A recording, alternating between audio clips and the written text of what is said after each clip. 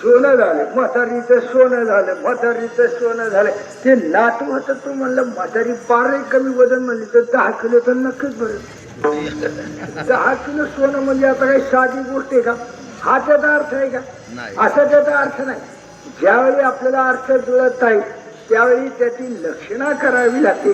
सोनं झालं म्हणजे म्हातारीचं कल्याण त्या ठिकाणी झालं. एक बाई आपल्या लहान मुलीला सांगत होती, तिने दूध तापायला ठेवलं होतं. मुलगी जाणकार होती, 5-6 वर्षाची मुलगी होती. तिने सांगितलं, मला मी पाणी आणायला चांगले, दूध तापायला ठेवले, पहा बरं, मांजर येईल पहा बरं, दूध पिऊन जाईल पहा बरं. थोड्या वेळाने खरंच मांजर आलं बाहेर आणि सगळं दूध त्या ठिकाणी पिऊन गेलं. आई त्या ठिकाणी आणि पाहिले सगळं दूध मांजर पिऊन गेलं. आईने विचारलं, काय ग मांजर आलं होतं का? आलं होतं. दूध प्यायलं का? प्यायलं होतं. तू काय करीत होती? तू म्हणली पहा बरं. माझं काय चुकलं? असं त्याचा अर्थ आहे, असं त्याचा अर्थ नाही. ज्यावेळी आपल्याला सर्व शब्दाचा अर्थ त्या ठिकाणी लागत नाही त्यावेळी आपल्याला त्या ठिकाणी लक्षणा करावी लागते. मग परमात्मा स्वरूपात प्राप्ती होण्याकरता आंघोळ करावी लागते. म्हणजे काय करावं लागते?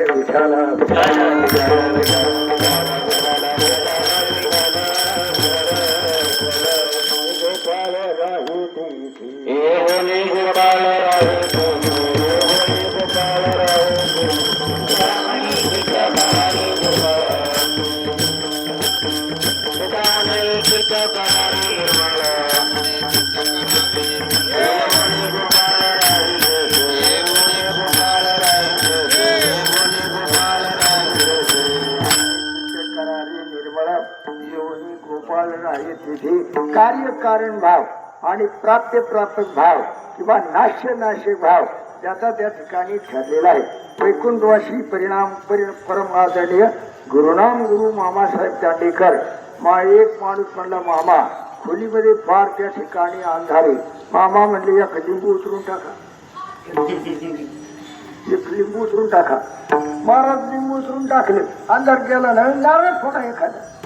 आता नारळ फोडून आणि लिंबू उतरून कुठे अंदाज यायच्या बरात अंदाज जाण्याकरता जसा उजेड त्या ठिकाणी पाहिजे तर ही अनुभव ही आंघोळ सामान्य नाही. आंघोळ शब्द जरी त्या ठिकाणी आला असला तर त्या आंघोळ शब्दाचा अर्थ फार मोठा विस्तृत आणि व्यापक आहे.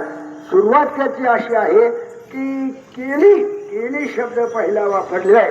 केली शब्दाचा अर्थ असा आहे, आंघोळ केली. कोणी केली? माझी आंघोळ मी केली.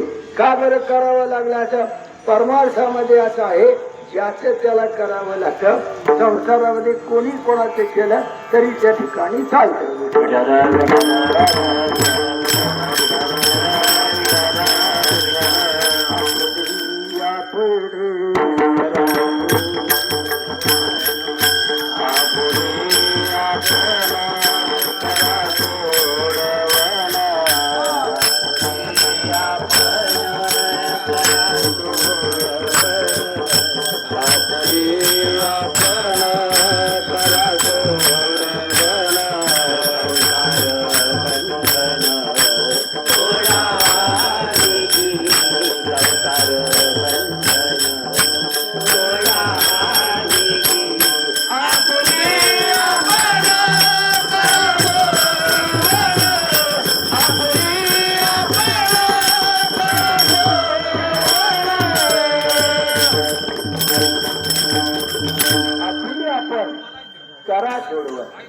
परमार्थ वेगळा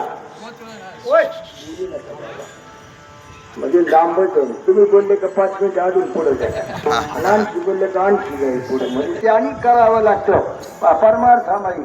आणि संसारामध्ये कोणी कोणाचं केलं तरी त्या ठिकाणी चालतं. बापाचं घर आहे, मुलाला राहता येतं. बापाचा धंदा आहे, मुलाला चालवता येतो. बापाची शेती आहे, मुलाला त्या ठिकाणी करता येते. पण बापाचा परमार्थ त्या ठिकाणी मुलाच्या कामाचा नाही आणि मुलाचा परमार्थ बापाच्या कामाचा त्या ठिकाणी नाही. मी केलेलं आहे ते माझ्या करता आणि त्यांनी केलेलं आहे ते त्याच्या करता. परमार्थामध्ये ही गोष्ट अजिबात त्या ठिकाणी चालत नाही. पण ही जरी गोष्ट त्या ठिकाणी असली तरी आपल्या शास्त्राने एक फट त्या ठिकाणी ठेवली आहे. आणि फट म्हणजे माता भगिनीला मोठा त्या ठिकाणी कल्याणाचा मार्ग त्या ठिकाणी सांगितले. त्यांच्यावर सगळेच प्रसन्न आहे. सगळं त्यांच्यावर प्रश्न आहे. बस ते कोण प्रश्न आहेत का नाही माहित आहे. झालं.